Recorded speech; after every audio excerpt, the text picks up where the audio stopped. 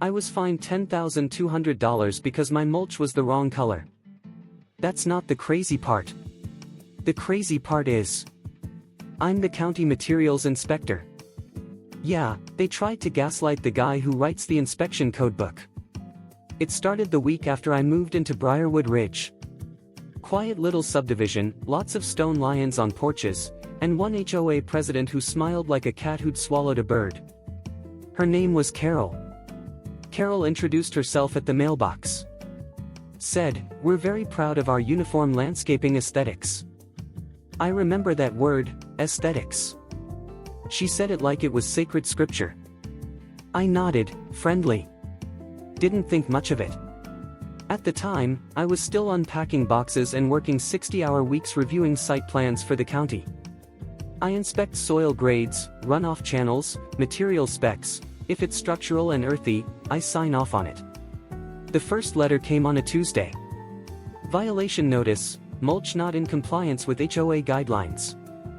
Fine, $200 per day until rectified. I blinked. I'd used a high-grade natural cedar mulch, EPA certified, locally sourced. I could see 3 other houses with the same kind in plain view from my porch. I drove to the HOA office. Or rather, Carol's garage, which doubled as the compliance center. She met me at the door with a smirk. "Mr. Harlan, your mulch is too red. We only allow walnut brown or pine bark blend. Cedar is distracting." Distracting? I asked. "You mean safe, organic, and naturally pest-resistant?" She tapped the fine schedule with a freshly manicured nail. "It's in the handbook. Page 38. You do know I inspect municipal developments for a living, right?" Her smile didn't budge. "Then you should know better." That was when I realized, this wasn't about mulch. It was about control. The fines racked up fast. By Friday, I owed over $1,000. And then I started hearing whispers. The couple 2 doors down. Fined for repainting their shutters without approval. The schoolteacher on the corner. Threatened with lien for planting native milkweed. I knocked on doors. Quiet chats turned into confessionals. Carol had built a system of fear, backed by bylaws, enforced with zeal. And somehow, the same handful of contractors were always the ones recommended by the board to fix violations.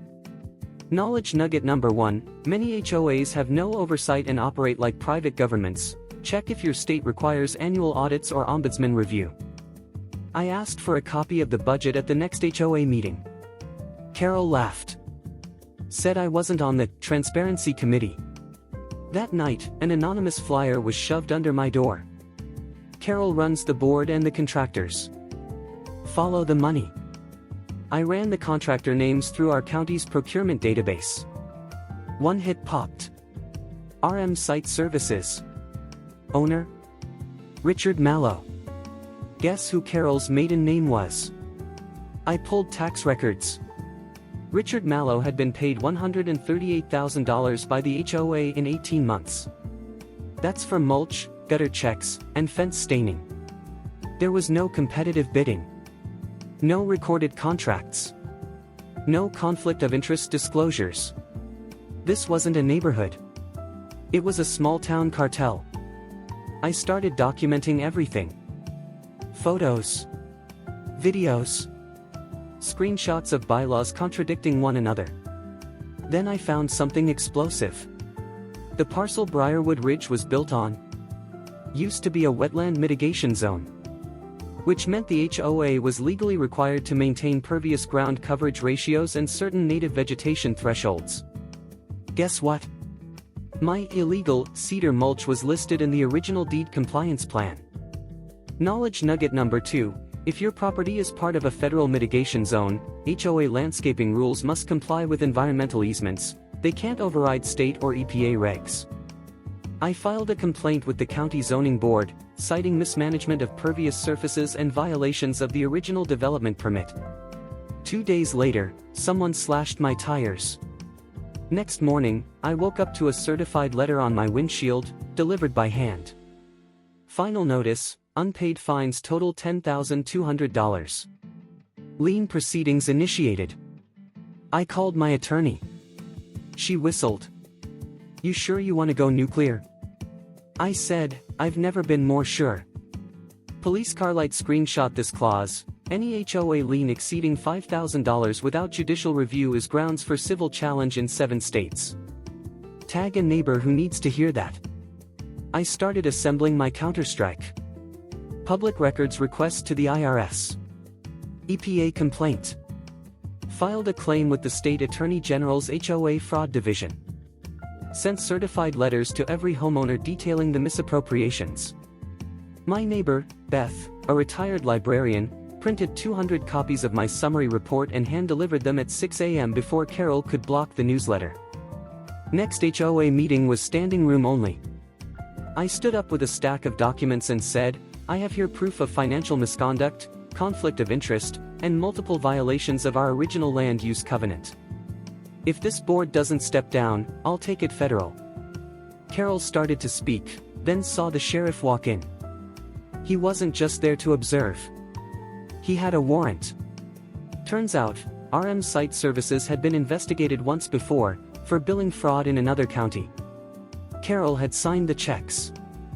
Knowledge nugget number 3, if you suspect HOA embezzlement, report it under your state's quasi-governmental entity clause.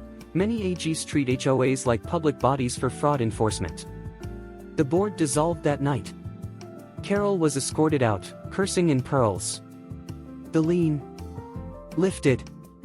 Fines voided. And as for my mulch, the new board voted unanimously to allow any natural, eco-certified ground cover. We also started a neighborhood restoration fund, funded by the $38,000 recovered from Carol's contractor kickbacks. We replanted pollinator gardens. Ripped out concrete edging. One family even turned their lawn into a certified monarch habitat. But 2 weeks ago, I got a plain white envelope in my mailbox. No return address.